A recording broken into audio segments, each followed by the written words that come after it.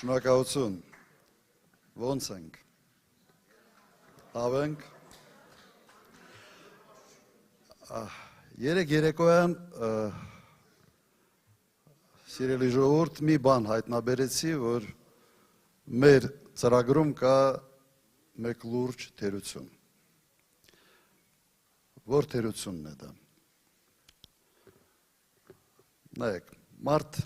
վարորդական իրավունք ստանալուց ընդամենը փոքր մեքենա քշելու համար փսիխոյի թուղթ է ստանում։ Հոգեկան առողջության վերաբերյալ թուղթ է անում։ Ժողովուրդը ասում է փսիխո։ Հիմա պետության ղեկի մարդը մի պետություն, որը ունի մոտ 3 միլիոն բնակչություն, կարծում եմ եւս պետք է փսիխոյի թուղթ անե։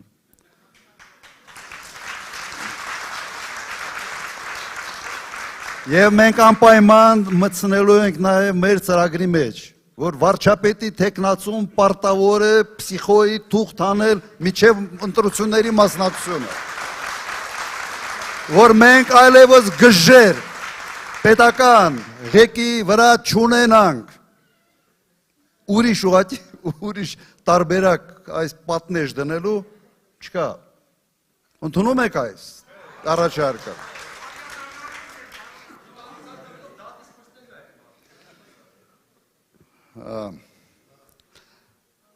Սիրելի ժողովուրդ, ընդհանրապես ինչ է ուզում սենց պարզ միջին վիճակագրական Հայաստանի Հանրապետության քաղաքացին։ Ենթադրում եմ, որ ուզում է հանգիստ ապրել, աշխատանք ունենալ, վստահ լինել, որ իր երեխաները նորմալ կրթություն ի վիճակի են ստանալ, որ փողոցը անվտանգ է։ Երևի սա է, չի ուզում, պարզ ժողովուրդը։ Ժողովուրդը չի ուզում մտածի անվտանգության մասին, եթե կա նորմալ ղեկավար, խիպտի ժողովուրդը մտածի անվտանգության մասին։ Եվ մարդիկ բնականաբար ուզում են երեխան ունենա անվտանգ երկիր, անվտանգ ապագա, ուզում է, որ երեխան հանկարծ վարդ շրջապատում չհայտնվի, դպրոցում սովորելուց թմրամոլ չդառնա, սա պարզ ցանկություններ են, բայց ինչ է առաջարկում այսօր այս իշխանությունը մեր ժողովրդին։ Մշտական լարվածություն, իստերիկ դրսևորումներ, ժողովրդին իրար դեմ հանել, սենց խառնակցության մի գագաթնակետի է հասցնում ամեն ինչում եւ սպառնում է սեփական ժողովրդին պատերազմով։ Այս իշխանությունը կազինոն բերել է ամեն մեկի տուն, եւ այս իշխանությունը թմրանյութը բերել է ամեն մի դպրոց։ Սրա համար են քվեարկել այս մարդկանց համար։ Էլ չեմ խոսում ազգային հարցերի մասին, չեմ խոսում Արարատ, Արագած, Բանավեճի մասին, չեմ խոսում իրենց ծրագրերում եկեղեցու դեմ պայքարը ամրագրելու մասին։ Մինչև ուր։ Հիմա հարց է առաջանում, ինչի համար են սա անում։ Ես ողջամիտ, ռացիոնալ բացատրություն այս ամեն ինչ ունեմ։ Մեկ ուզում եմ հասկանալ, թե լավ, սրա տակը ինչ-որ մի տրամաբանություն կա, դրանց թե չկա։ Չեմ տեսնում։ Միայն ռացիոնալ բացատրությունը հետևյալն է։ Լուրջ անլրջացնել ամեն ինչ եւ այդ անլրջացման գործընթացի ժամանակ, քանի որ ինքը անլրջությունների վարպետ է, լուրջ հարցերից որևէ բանավեճ չգնա, լուրջ հարցերի շուրջ քննարկումներ չլինեն եւ ամեն ինչը բերի պրիմիտիվ, գժական, կսագժական մակարդակի վրա։ Սա է։ Որովհետեւ որևէ հարցի շուրջ լուրջ բանավեճի ժամանակ այս մարդը ոչ գիտելիք ունի, ոչ ասելիք ունի։ Հիմա սա է միայն իմ կարծիքով, sense ողջամիտ բացատրությունը այն ամենին, ինչ կատարվում է այսօր։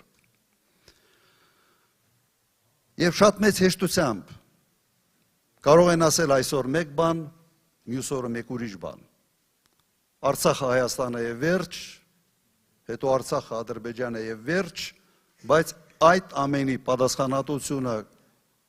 եւ գինը տալիս է ոչ թե ինքը, այլ պարզ ժողովուրդը։ Հազարավոր զոհերով,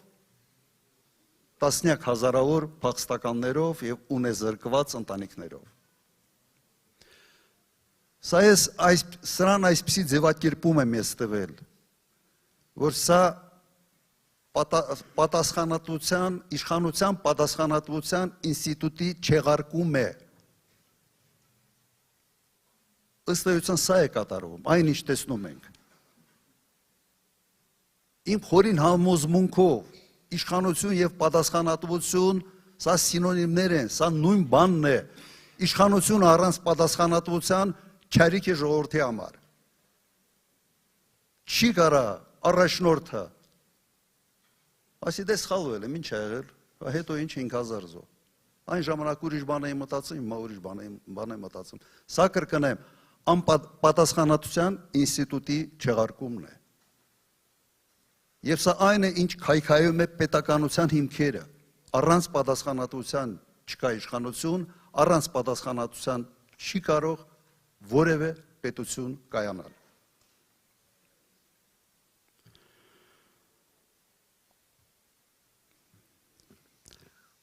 Սա ընդհանուր հարցերի վերաբերյալ։ Հիմա մի քիչ ձեր հարցերի մասին, Չարենցավանի հարցերի մասին։ Չարենցավանը եղել է արդյունաբերական քաղաք։ Եղել է հսկա բազմաթիվ տարբեր արդյունաբերական գործարաններ, այսօր գիտեմ, որ այդ պրոբլեմը ունենք եւ մեր ծրագիրը երկրին վերադարձնել արդյունաբերական հզորություն։ Չի կարող երկիրը համարվել ժամանակակից, հզոր, մրցունակ երկիր առանց արդյունաբերությանը։ Եվ սա մենք ամրագրել ենք մեր ծրագրերում։ Գիտեմ, որ դուք խնդիր ունեք եւ մուտքի մոտ ինձ ուղղակի ձեր քաղաքի բնակիչը ուղղակի դիմեց, որ պասպորտ սեղան են հանել եւ այլ։ Սա այն է, ինչ այնում է այս իշխանությունը արդեն երևի մի 2-3 տարի։ Տպարությունը այնպիսին է, որ անում են ամեն ինչ Հայաստանը դատարկելու համար տարածքները եւ ամեն ինչ կենտրոնացնելու Երևանում եւ մի քանի քաղաքներում։ Ուրիշ նպատակ չկա։ Ինչով էր ձեզ խանգարում ազնագրային սեղանը Չարենցավանում։ Անպայման պետք է խնդիրներ ստեղծեք մարդկանց համար։ Այնքան անտրամաբանական, հակաժողովրդական որոշումներ են կայացրել, որ ուղղակի եւս փորձեմ ձևակերպում տալ, որի նպատակը ոնց որ ժողովրդի հետևից ընկնելն է, անհարմարություն ստեղծելն է, տեղահան անելն է։ Դպրոցների օպտիմիզացիա գյուղերում։ Մի քանի դպրոց են կառուցում, եռակի ավել դպրոցներ փակելու համար։ Մենք ավելի շատ դպրոցներ են կառուցել իմ ժամանակ, բայց երբեք դպրոց չենք փակել։ Եվ համարում եմ, որ դպրոց փակելը հանցագործություն է ժողովրդի նկատմամբ։ Նույնիսկ եթե այդ գյուղում կա 5 երեխա դպրոցական, գյուղը պետք է ունենալ դպրոց։ Հենց դպրոց հանեցին, մի քանի տարում գյուղն է դատարկվելու։ Միգուցե տեղ են ազատում 300,000 ադրբեջանցիների վերադարձի համար։ Ենթադրում եմ, որ դա է։ Այլ բացատրություն այս ամենը ուղղակի չունի։ Ինչ ենք անելու մենք։ Առաջինը, պետք է վռնդենք այս իշխանությանը իրենց հաթոռներից։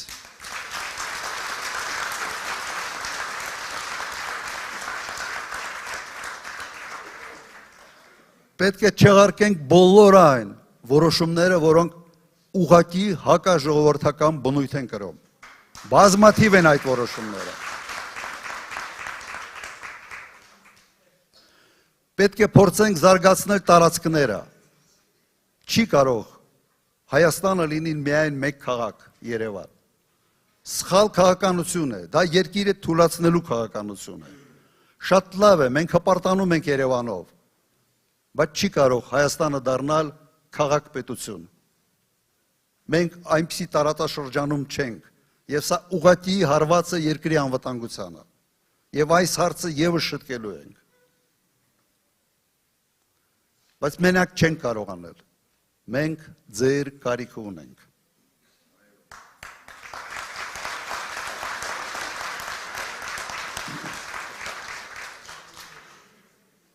Կարող եք ինձ ասել, ինչի մեջ է ձեր կարիք։ Չէ, հունիսի 7-ին։ Ժողովուրդ ջան, այս երկրում պետք է հաստատվի կարգ ու կանոն։ Շատ են իրենք խոսում կոռուպցիայի մասին, սա ամենից կոռումպացված թալանչիների կառավարություն է։ 8 միլիարդ դոլարով ավելացնել պարտքը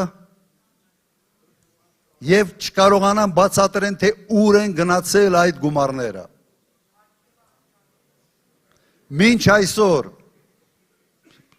ստեղծել էին, չի բացահայտված, ստեղծել էին անիվ հիմնադրամ, 25 միլիարդ դրամ անհետացել է։ Համահայկական հիմնադրամից 100 միլիոն դրամ փոխանցվել է պետական բյուջե, պատերազմի ժամանակ անհետացել է։ Որևէ բացատրություն չեն տալիս։ Ես այն ժամանակ հոգաբարձուների խորհրդի անդամ էի հիմնադրամի։ Օնլայն, ասպես, քննարկում է եղել։ Ասում եմ, ուր են այդ գումարները, խի հաշվետվություն չեք տալիս։ Պատասխանը հետևյալն էր։ Ծախսել ենք։ Ինչի վրա եք ծախսել։ Դե ասում եմ, ինչի վրա պետք էր դրա վրա էլ ծախսել ենք։ Լավ է, չէ՞։ Մենք հաշտ ենք սրա հետ։ Իհարկե ոչ։ Ուրեմն սրանք պետք է պատասխան տան ամեն մի թալանած իրենց գումարների համար։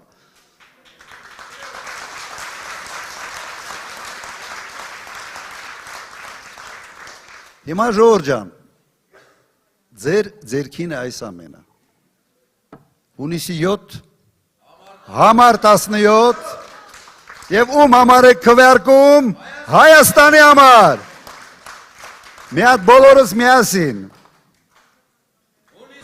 7 համար 17, Հայաստան։